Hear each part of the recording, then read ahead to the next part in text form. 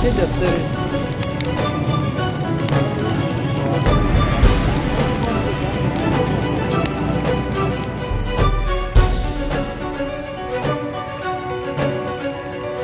मसला ये है कि प्रोटेस्ट करना भी है। देखें तो ये तो पंजाब हुकूमत तो अपनी पीटीआई की है ना, तो इधर ही प्रोटेस्ट कर रही हैं। प्रोटेस्ट करना है तो आगे जाएं, जिनके साथ प्रोटेस्ट है उन्हें जाके करें। इधर आवाम तंग हो रही है ना, ये आपके सामने ही है, देख लें क्या हालात हो रहे हैं। अभी मैंने मर्दान जाना है, मुझे बताया जा रहा है मोटरवे भी बंद है।